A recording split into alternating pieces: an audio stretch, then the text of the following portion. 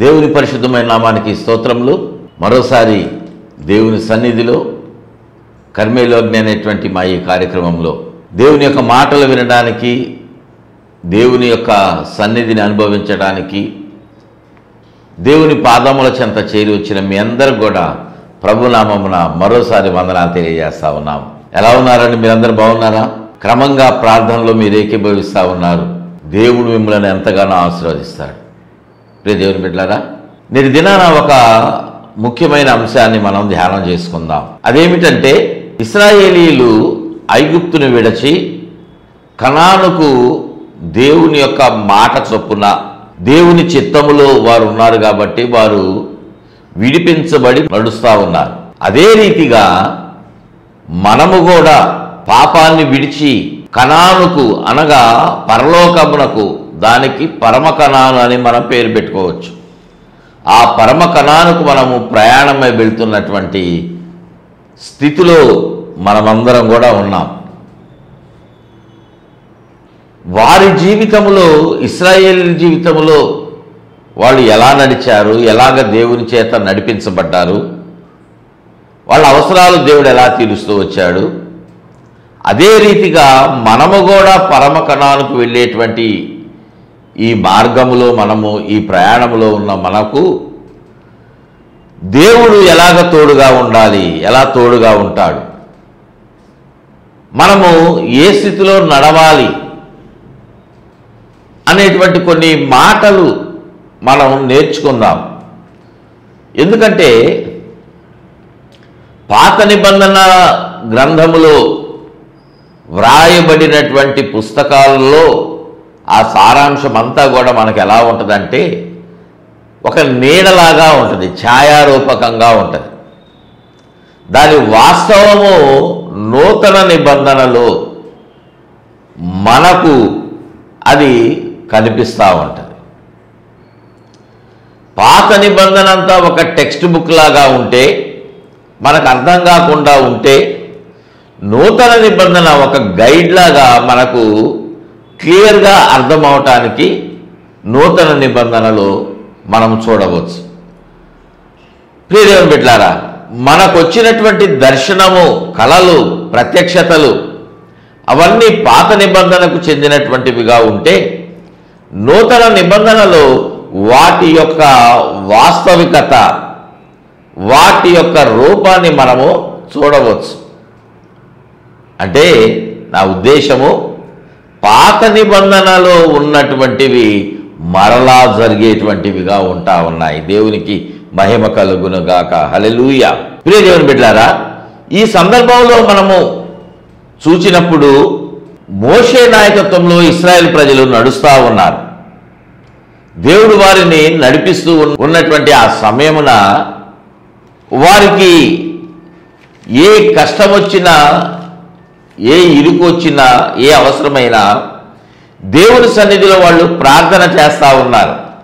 మోషే మీద వాళ్ళు సణిగినప్పుడు మోషే దేవుని దగ్గర నిలబడి ప్రార్థన చేస్తూ ఉన్నారు. అలాంటి ఒక సందర్భాన్ని చూస్తే నిర్గమకాండము గ్రంథము 15వ అధ్యాయము 25వ వచనాన్ని మనం చూస్తే, అతడు యెహోవాకు మొరపెట్టెను.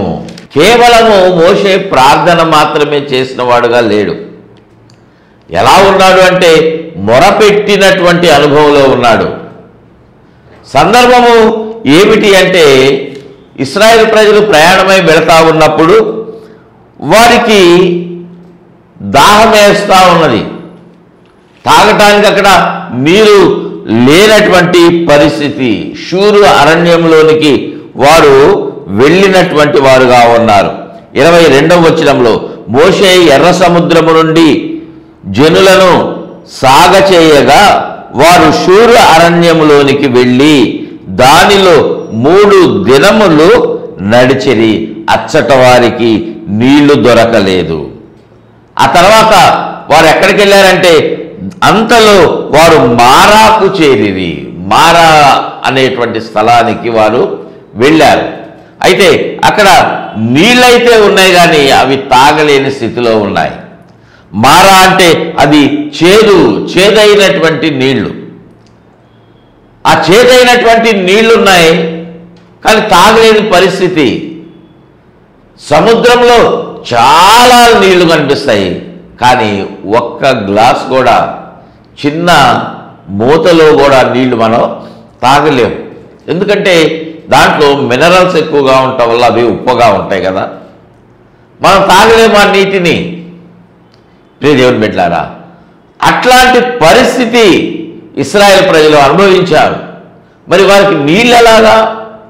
నీరు లేకపోతే వారు చనిపోయేటువంటి పరిస్థితులు కలుగుతాయి కదా.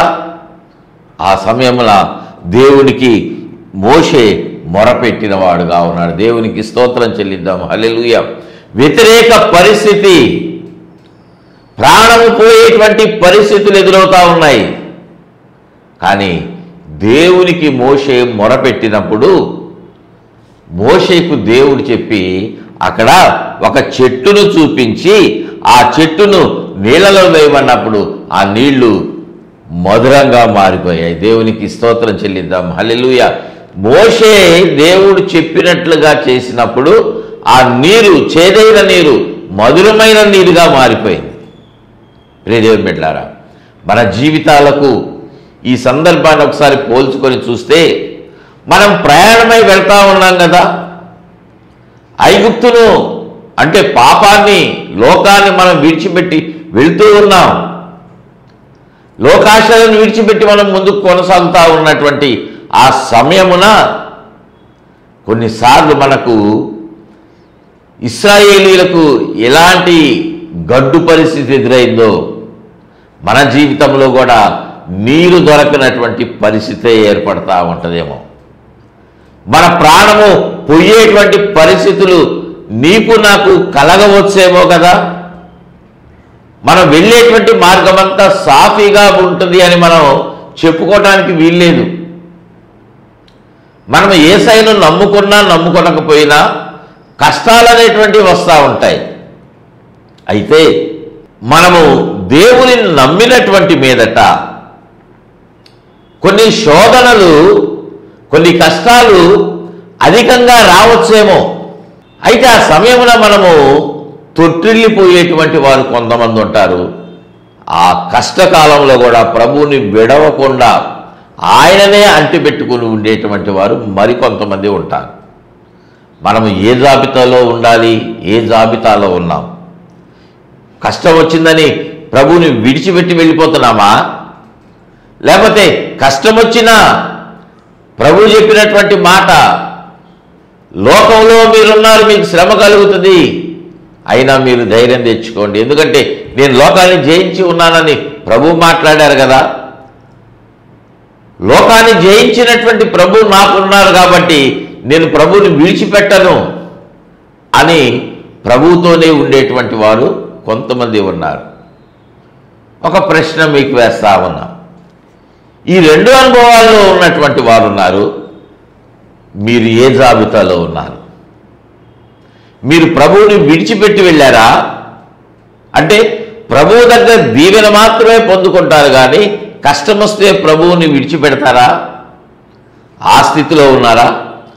లేకపోతే కష్టం వచ్చినా, కష్టమును అనుభవించినటువంటి ప్రభువు ఏ కష్టం వచ్చినా, దానిని ఏ శోధన వచ్చినా, ఏ అవమానం కలిగినా వాటన్నిటినీ ఎదిరించినటువంటి ప్రభువు, జయించినటువంటి వాడు నాకు తోడుగా ఉంటే నేను కూడా ఆయనలానే ఉంటాను కదా, ఆయనలాగే నన్ను కూడా జయించేటువంటి వాడిగా ఆయన చేస్తాడు కదా అని ఆయననే అంటిపెట్టుకొని ఉన్నారా? మనం ఎలా ఉండాలి అంటే ప్రభువుతోనే ఉండాలి.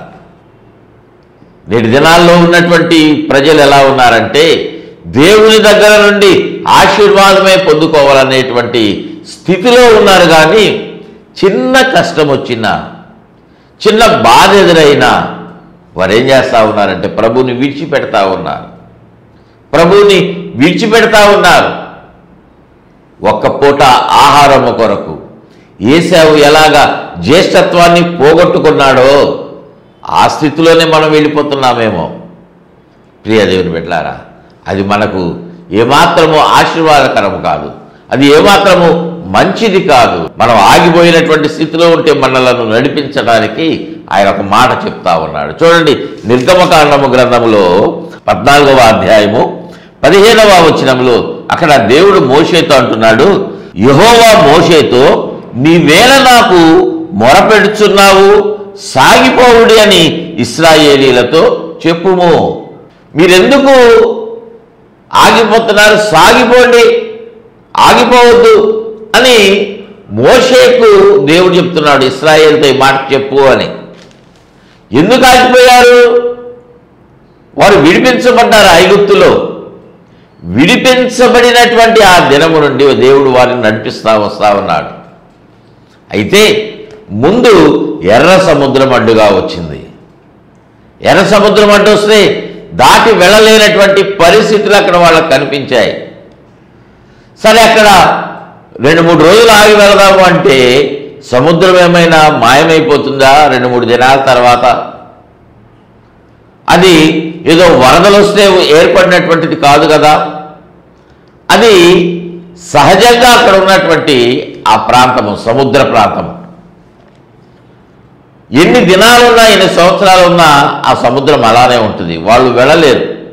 వెనక చూస్తేనేమో ఫరో శ్రేష్టమైనటువంటి సైన్యముతోటి, శ్రేష్టమైన రథాలతోటి, గుర్రాలతోటి వస్తూ ఉన్నాడు. సైన్యం తీసుకొని వీరిని వెంబడిస్తూ ఉన్నాడు.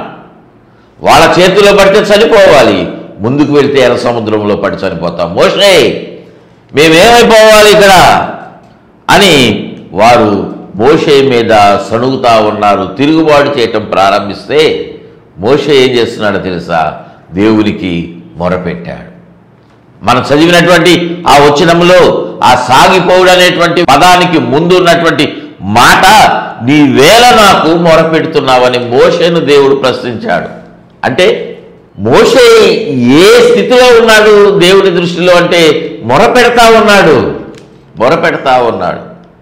దేవా, యెహోవా, నీ మాట చొప్పునే నేను వీళ్ళను అక్కడి నుంచి, ఐగుప్తు నుంచి నడిపిస్తా ఉన్నా కదా. మీరు నాకు తోడుగా ఉండి వారిని విడిపించి సహాయం చేశారు. మీ తెలివిని బట్టి, మీ జ్ఞానాన్ని బట్టి నేను నడిపిస్తా ఉన్నా. అయితే ఇక్కడ ఎర్ర సముద్రం అడ్డుగా వచ్చింది. నేనేం చేయాలి? దేవుడు మోషేతో ప్రత్యక్షం కాక మునుపు, అక్కడ మాట్లాడక మునుపు, సాగిపోండి అని చెప్పక మునుపు మోషే విశ్వాసంగానే ఒక మాట అన్నాడు. ఏమంటా ఉన్నాడు? నిర్గమకాండము గ్రంథము 14వ అధ్యాయము 13వ వచనంలో, అందుకు మోషే, భయపడకుడి, యెహోవా మీకు నేడు కలుగు చేయు రక్షణను మీరు ఓరక నిలుచుండి చూడుడి. మీరు నేడు చూచుచున్న ఐగుప్తీయులను ఇక మీదట మరి ఎన్నడూను చూడరు. అది మోషే యొక్క విశ్వాసం. మీరు భయపడద్దు, మీరు భయపడద్దు.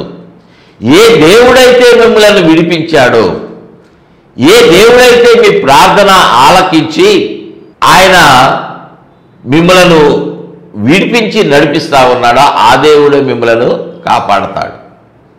ఎందుకంటే దేవుడు ఎలా ఉన్నాడో తెలుసా?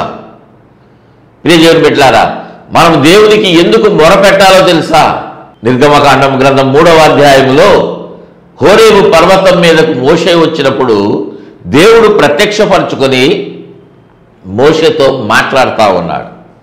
నా ప్రజలైనటువంటి ఇశ్రాయేలీలు వారు ఐగుప్తులో ఉండి, ఐగుప్తు బానిసత్వంలో ఉండి, వారు ఆ పనులు చేయలేక, ఆ బానిస బ్రతకలేక నాకు మొరపెడతా ఉన్నారు. మోషే, కన్నీరు విడిచి ప్రార్థన చేశారయ్యా.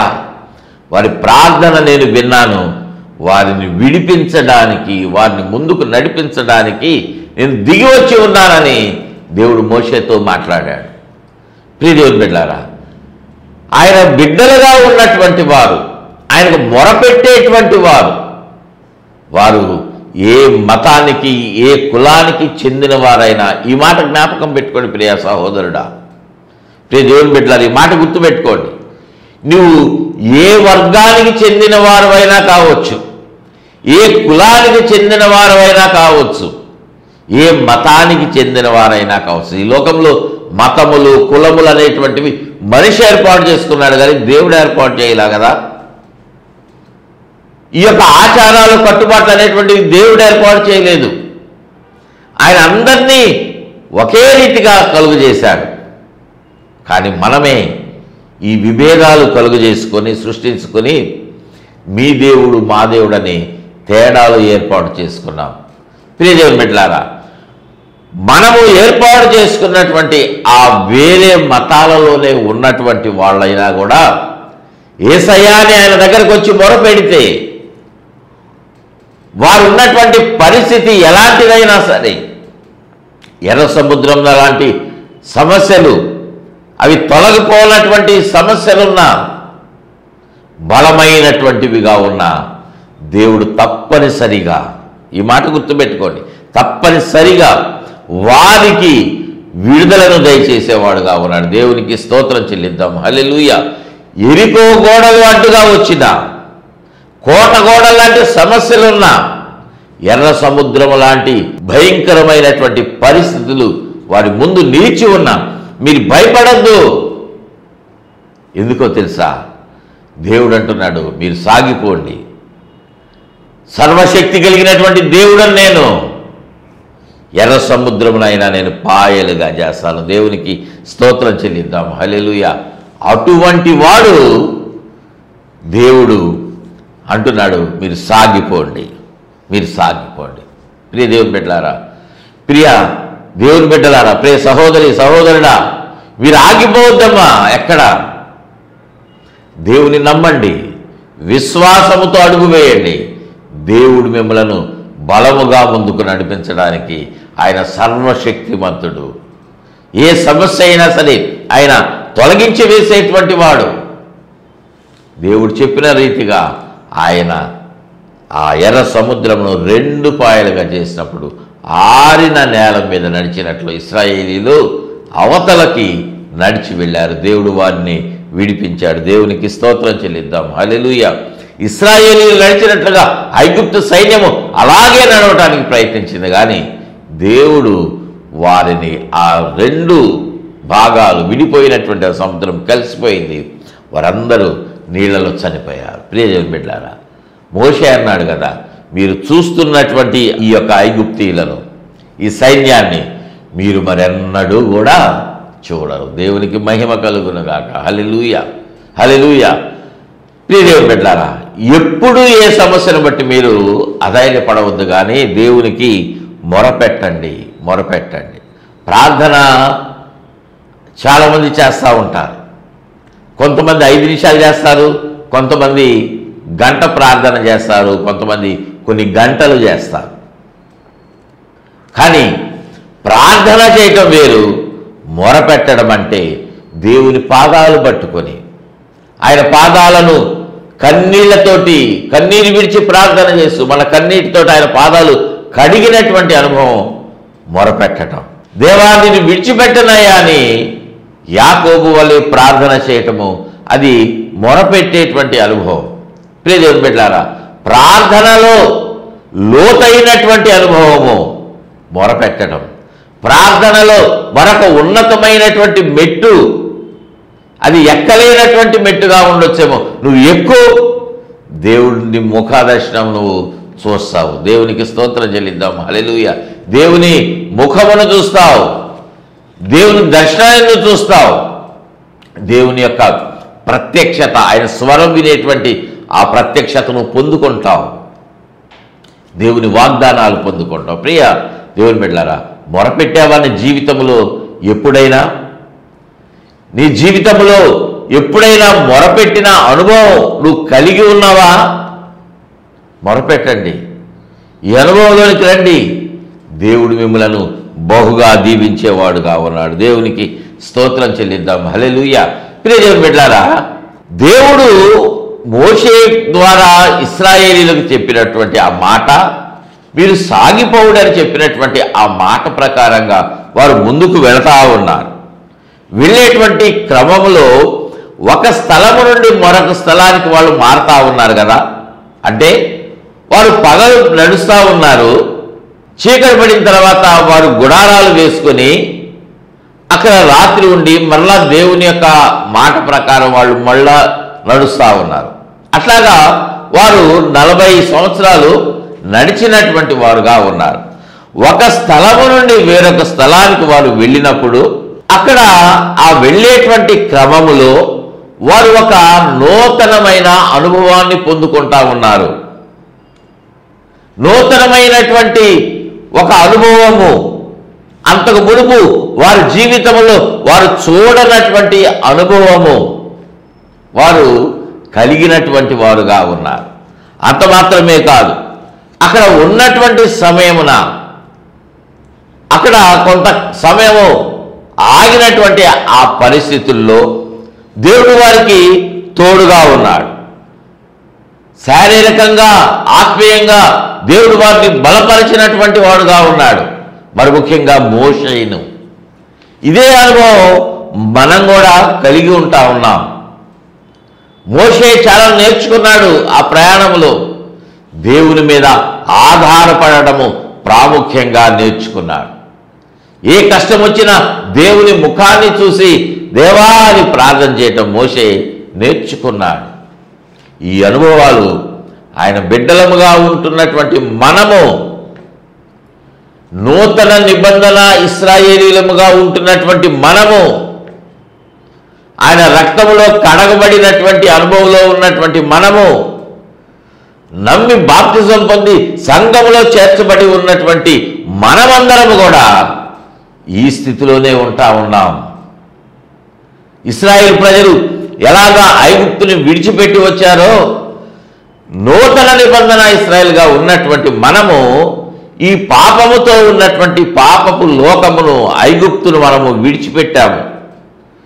వారు ఒక్కొక్క ప్రదేశానికి వెళ్తూ మజిలీలు చేస్తూ వెళ్తూ ఉంటే మనం కూడా కొంత సమయం ప్రయాణం చేసి ఆగి మరలా వెళ్తూ ఉన్నాం. అంటే మనము పరమకణాలకు బాప్తిజం పొందిన వెంటనే ఇశ్రాయేలీలు ఎలాగా ఐగుప్తుని విడిచిపెట్టినటువంటి ఆ సమయం తర్వాతే మరు నిమిషమో మరుగంటో మరొక దినానో వెంటనే వాళ్ళు కణాలకు చేరుకోలేదు కదా. అలానే మనం కూడా బాప్తిజం పొందిన వెంటనే మనం పరలోకంలో వెళ్ళాలా, కొంత ప్రయాణం ఉంది మనకి. ఇశ్రాయేలీలో 40 సంవత్సరాలు ఎలాగ ప్రయాణం చేశారో అలాగే మనకు కూడా కొంత కాల పరిమితి ఉన్నది. అది ఎంతైనా కావచ్చు, ఒక దినము కావచ్చు, కొన్ని దినాలు కావచ్చు, కొన్ని సంవత్సరాలు కావచ్చు. ఏదైనా మనం ప్రయాణం అనేటువంటి చేయాలి. అప్పటి వరకు ప్రభువు రాకడ వరకు, లేకపోతే మన ప్రాణము పోయేంత వరకు. ఆ మీదటే మనము పరలోకానికి, పరమకణానికి చేరుకుంటాం కదా. ఇట్లానే మనం కూడా వేసేటువంటి ప్రతి అడుగులో ఒక అనుభవాన్ని సంపాదించుకుంటా ఉన్నాం. మనకు వెళ్ళేటువంటి ఆ మార్గంలో ఒక కష్టం ఎదురవుతుంది, ఇశ్రాయేలు ప్రజల్లాగానే. అయితే ఆ కష్టం వచ్చినప్పుడు మనం దేవుని వైపు చూస్తున్నాము. ఎవరైతే దేవుని వైపు చూస్తున్నామో, దేవుని వైపు చూస్తూ ఉన్నారో, దేవుడు వారిని విడిపించినప్పుడు అదొక నూతనమైన అనుభవం వారికి. మాకు ఈ కష్టము ఇంతకుముందు ఎన్నడూ మాకు రాలేదు, మాకు ఎలా చేయాలో తెలియట్లేదు, దేవా నువ్వే మా దిక్కునైనా అని మనం ప్రార్థన చేస్తే ఆ సమస్యని దేవుడు తొలగించినప్పుడు మనం ఎలా ఉంటామంటే చాలా ధైర్యంగా ఉంటాం. ఎవరైనా అలాంటి సమస్యతో బాధపడితే మీరేం బాధపడద్దు, దేవుడు నన్ను ఇట్లాగా పలానా సమస్యలో నుంచి నన్ను విడిపించాడు, మీరు కూడా ప్రార్థన చేయండి, మొరపెట్టండి, యేసయ్యను నమ్ముకోండి, ఆయన కూడా మీకు తోడుగా ఉండి మీకు విడుదల దయచేస్తాడని ఒక సాక్షిగా మీరు ధైర్యంగా వారితో మాట్లాడగలరు కదా. ఇశ్రాయేలు ప్రజలు ఇలా నడిచారు కాబట్టి మన జీవితంలో వారు ముందు వేసినటువంటి అడుగులు, ఎదురైన కష్టాలు మనకు లేఖనాల్లో చదవడం ద్వారా మనకు విశ్వాసం కలుగుతూ ఉంది కదా. నీవు నేను బలపరచబడుతున్నాం కదా, ఆ మాటలు చదివినప్పుడు దేవుడు వారికి తోడుగా ఉన్నాడు కదా, ఆ దేవుణ్ణే నేను సేవిస్తా ఉన్నా. ఇశ్రాయేలు ప్రజలను నడిపించినటువంటి దేవుణ్ణే నాకు కూడా తోడుగా ఉంటాడనేటువంటి నమ్మకముతో నువ్వు ప్రార్థన చేయి. అవిశ్వాసం వద్దు, విశ్వాసముతో ఆయనకు మొరపెట్టు. తప్పనిసరిగా ఆయన విడుదల కలుగు చేస్తాడు, విడిపిస్తాడు. ఏమాత్రం అనుమానం లేదు అందులో. ప్రియ దేవుని బిడ్డలారా, అట్టి రీతిగా మనము నడవాలి, మనము అడుగులు వేయాలి. అట్టి రీతిగా మనం దేవుని మీద ఆధారపడేటువంటి అనుభవం. ప్రియ దేవుని బిడ్డలారా, ఈరోజు ఈ ఎపిసోడ్లో మనం వేసేటువంటి అడుగులలో, మన యాత్రలో మనం నేర్చుకోవాల్సినటువంటి ముఖ్యమైన అంశం ఏంటంటే దేవుని మీద ఆధారపడడం. దేవుని మీద ఆధారపడడం. దేవునికి మొరపెడుతున్నాము, ఆయన అంటున్నాడు మీరు సాగిపోండి అంటున్నాడు. ఏ పరిస్థితి ఎదురైనా, అపవాది ద్వారా ఎలాంటి కష్టం వచ్చినా మీరు ఆగిపోవద్దు. ప్రియ దేవుని బిడ్డలారా, మీరు ఆగిపోవద్దు, సాగిపోండి అని దేవుడు తెలియజేస్తూ ఉంటే, ఈ మాటలు వింటున్నటువంటి వారు కొంతమంది వెనుదిరిగి చూస్తున్నటువంటి అనుభవంలో ఉన్నారు. లోకాన్ని విడిచిపెట్టారు. మళ్ళీ చిన్న కష్టం వస్తే, చిన్న సమస్య ఎదురైనప్పుడు ఆగిపోతూ ఉన్నారు. అనుకుంటున్నారు నేను మారు మనసు పొందాను, పాపం నుండి విడిపించబడ్డాను, మళ్ళీ నాకు ఈ కష్టం ఏంటి, ఈ వ్యాధి నాకు ఎందుకు వచ్చింది అని చాలామంది, ఈ వ్యాధి నుండి దేవుడు నన్ను విడిపించట్లేదు, నాకున్నటువంటి కష్టములో నుండి దేవుడు నాకు విడుదల దయచేయటం లేదని, నాకు ఈ దేవుడు వద్దు అని వెనుదిరిగి చూస్తున్నటువంటి వాళ్ళు ఉన్నారు. ప్రియ దేవుని బిడ్డలారా, యోహాను సువార్తలో దేవుని యొక్క మాట, లోకములో మీకు శ్రమ కలుగుతుంది. లోకం అంటేనే అది కేవలము సరదాగా అట్రాక్షన్గా ఉంటుంది కొంతమందికి. ఆ అట్రాక్షన్ మాకొద్దు అని దేవుని పాదాలు పట్టుకున్నటువంటి వాళ్ళకి శ్రమ కలుగుతుంది. శ్రమ కలుగుతుంది ప్రియ దేవుని బిడ్డలారా. అది ఇరుకు మార్గం కదా. దేవుని యొక్క మార్గము, నేనే మార్గమని ప్రభువు చెప్పారు. ఆ మార్గంలో మనము నడవాలంటే అది ఇరుకుగా ఉంటుంది, కొంచెం కష్టపడాల్సిందే. విశాలంగా ఫ్రీగా మనం నడవలేము, కష్టాలు ఎదురవుతాయి. కానీ నువ్వు ప్రార్థన చేయి, ఇరుకులో విశాలత కలుగు చేసేటువంటి వాడు ఆయనే. దేవునికి స్తోత్రం చెల్లిద్దాము. హల్లెలూయా. దావీదుకి ఇరుకులో ఉన్నటువంటి సందర్భాలు ఎదురవలేదా? దావీదు దేవుని సన్నిధిలో మొరపెట్టినప్పుడు, కీర్తనకారుడు మొరపెట్టినప్పుడు, ప్రభువా అని దేవుని సన్నిధిలో ప్రార్థన చేసినప్పుడు దేవుడు ఆ ప్రార్థన ఆలకించలేదా? అది ఇరుకుగానే ఉంది, కానీ దాన్ని దేవుడు విశాలత అనుగ్రహించి క్షేమంగా ముందుకు నడిపిస్తాడు. దేవునికి స్తోత్రం చెల్లిద్దాము. హల్లెలూయా. అటువంటి సమర్థుడండి ఆయన. ఇరుకులో విశాలతను కలుగు చేసేయటానికి ఆయన సిద్ధంగా ఉన్నాడు. కేవలము కీర్తనాకారుడికైనా, మోషేకైనా, ఇశ్రాయేలుకైనా కాదు, ఆయనకు ప్రార్థన చేసి ఆయనను విడువక ఆయనను అంటి పెట్టుకొని నడుస్తున్నటువంటి ప్రతి ఒక్కరికి ఆయన విశాలతను తప్పనిసరిగా దయచేస్తాడు. వారికి క్షేమమైనటువంటి మార్గంలో నడిపిస్తాడు. అందుకే మనము ఆ ఇరుకు మార్గంలో ప్రవేశించడానికే మనం పోరాడాలి. లోపలికి మనం తేలిగా వెళ్ళలేము, కానీ మనం ప్రవేశించడానికి పోరాడితే లోపల కూడా కొన్ని కష్టాలు ఎదురైనా, కొన్ని యుద్ధాలు జరిగినా దేవుడు నిన్ను నన్ను విడిపిస్తాడు. దేవునికి స్తోత్రం చెల్లిద్దాం. హల్లెలూయా. ఆయన మనల్ని విడిచిపెట్టాడు, మిమ్మల్ని విడిచిపెట్టాడు. కానీ మీరు ఎలా ఉండాలంటే మొరపెట్టండి, సాగిపోండి. దేవునికి మహిమ కలుగునుగాక. హల్లెలూయా, హల్లెలూయా. ప్రియ దేవుని బిడ్డలారా, మరికొన్ని మాటలు వచ్చే ఎపిసోడ్లో కూడా మనం విందాం.